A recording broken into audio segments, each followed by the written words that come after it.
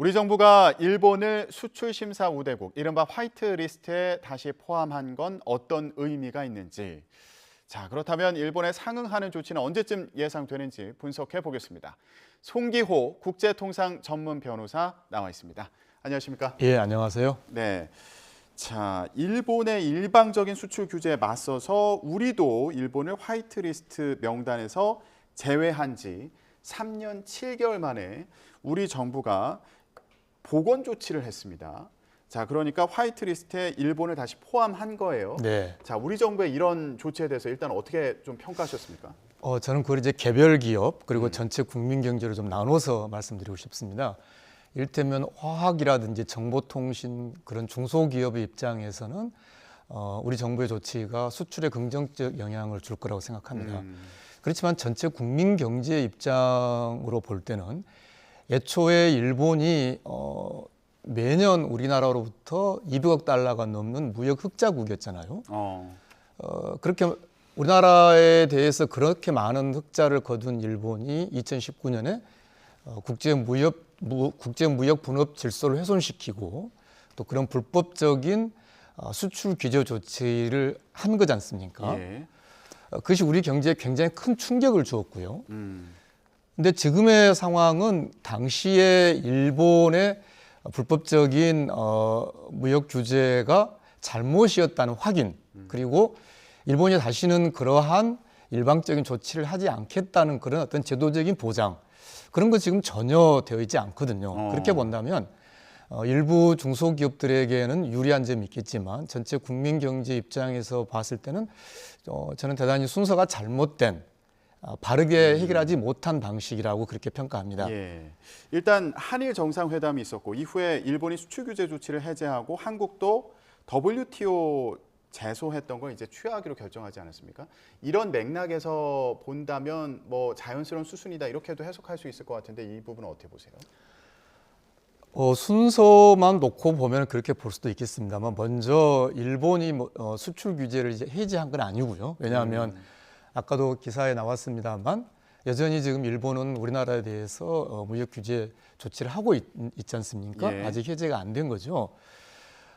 지금 이제 제가 확인해 보니까 일본 직접 경산성 당국자에게 직접 확인한 건 아니지만 일본의 경제신문 쪽으로 여러 경로로 확인해 보니 일본도 이제 한국에 대해서 무역 규제 조치를 해제하겠다는 그런 내부 절차를 진행한 것으로 확인은 됩니다. 예. 그렇지만 문제는 아까도 말씀드렸듯이 왜 일본이 이런 다시 말해서 우리나라에게 그렇게 막대한 무역 흑자를 가져가면서도 오히려 한국의 국민 경제 근본을 해칠 수 있는 이런 조치를 했냐는 거죠.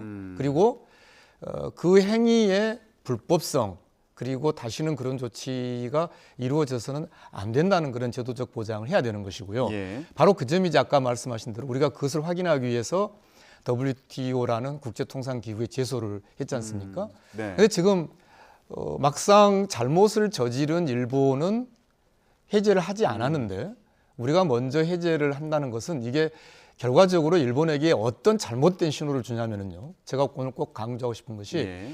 일본은 이걸 지금 이렇게 앞으로 풀 겁니다. 그러니까 2019년에 일본이 형식적으로 내세운 이유는 한국이 전략물자 통제를 잘못하고 있다. 혹시 기억하실지 모르겠습니다만 마치 한국에서 핵 개발 어떤 물질이라든지 원료, 원자재, 부품을 잘못 관리하는 바람에 그게 북한으로 건너가서 북한이 미사일이라든지 핵무기를 만들었다. 그런 것을 바로잡게 하기 위해서 일본이 한국에 대해 수출 규제를 한다. 이랬단 말이죠. 근데 지금 아무것도 밝혀진 게 없어요. 다시 말해서 그때 일본이 한국에 대해서 이렇게 불법적이고 일방적인 수출 규제를 했던 이유, 그때 일본이 내세웠던 이유가 정말로 타당한 것이었는지 예. 전혀 밝혀지지 않고 있는 상황에서 우리가 먼저 일본을 이렇게 풀어주게 되면 일본은 지금 이걸 이후에 어떻게 가져갈 거냐면요.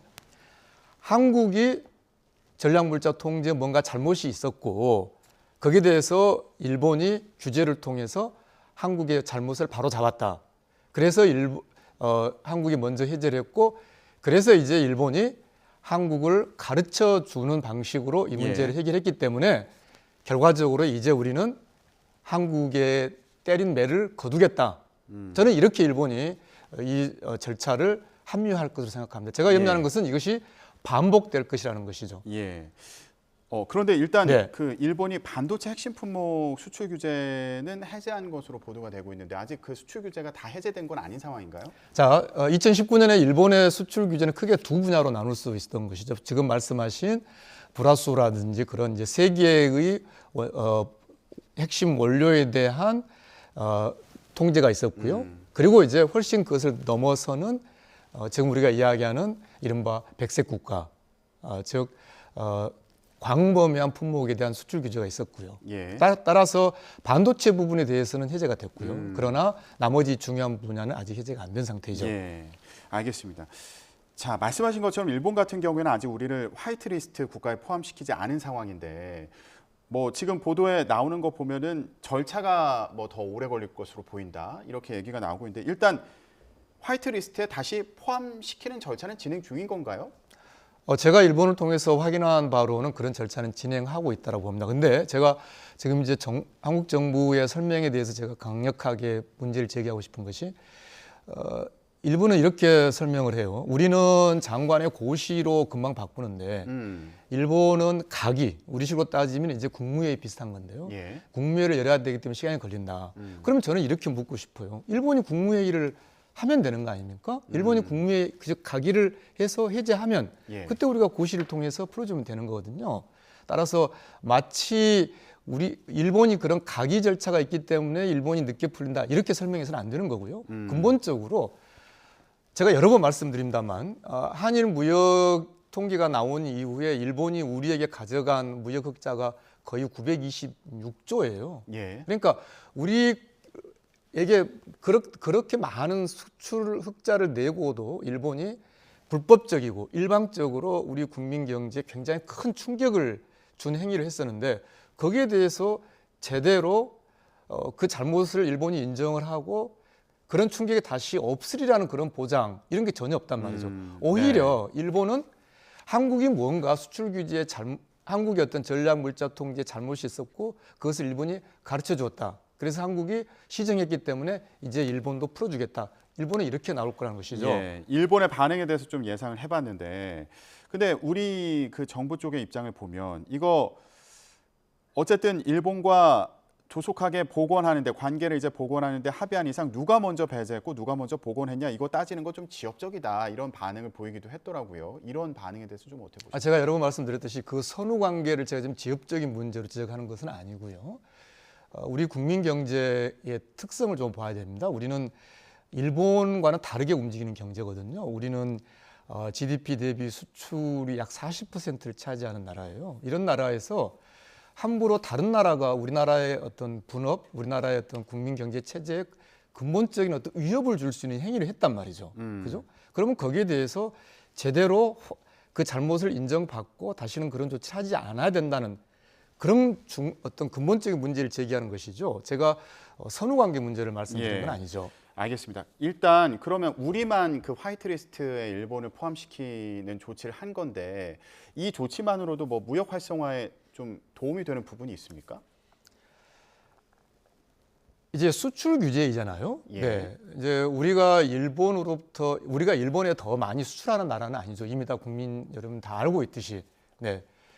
그런데 이제 아까 제가 처음에 말씀드렸듯이 화학 분야 또는 정보통신 분야에 있어서는 우리 중소기업 일부 제품들이 일본에 수출될 때 그게 이제 전략물자 통제를 받는 경우가 있었거든요. 예. 따라서 이제는 그것을 일본을 이제 이 간소화 조치 대상국에 넣음으로써 화학과 정보통신 중소기업들의 일본 수출에서 조금 지금 말씀하신 좀 더 원활화될 그런 긍정적인 효과는 있습니다. 그러나 그건 이제 개별 기업 차원의 이야기인 것이죠. 그럼에도 불구하고 지금 일본보다 선행하는 조치를 한 부분에 대해서 이제 문제가 있다고 지적을 해주셨는데 그렇다면 우리 정부에서 앞으로 어떻게 대응해 나가야 된다고 보세요? 저는 이번 일방적인 조치는 대단히 잘못된 것이다 보고요. 그러니까 근본적인 질문을 해야 되는 것이죠.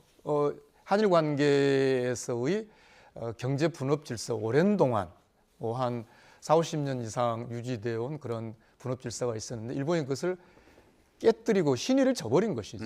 그렇다면은 거기에 대한 일본의 진짜 생각이 무엇인지 앞으로 이런 일이 다시 재발 방지를 어떻게 할 것인지 거기에 대한 일본의 어떤 약속 그리고 애초에 이 상황이 생겼을 때 마이크로소프트라든지 어떤 국제 정보통신 분야에서 굉장히 큰 염려를 표시했거든요. 왜냐하면 그게 이제 한국의 반도체 수출과 관련되어 있는 문제이기 때문에 예. 따라서 이번에 이렇게 일방적으로 한국이 일본을 화이트리스트에 복원시켜주는 조치 이 자체는 근본적으로 우리 국민 경제 우리 어떤 대무역의 안정 그게 꼭 필요한 조치가 빠진 예. 대단히 좀 잘못된 방식이라고 저는 보고 있습니다. 예, 근본적으로 이제 이런 상황이 반복되지 않도록 일본으로부터 확실한 답을 얻는 그런 과정이 필요했다. 이런 그리고 말씀을 최소한 일본에게 해주셨고요. 물어봐야 된다는 거죠. 너네들 그때 말로는 한국이 뭔가 잘못해서 너네들이 수출 규제를 한다고 했는데 한국이 뭘 잘못했느냐는 것이죠.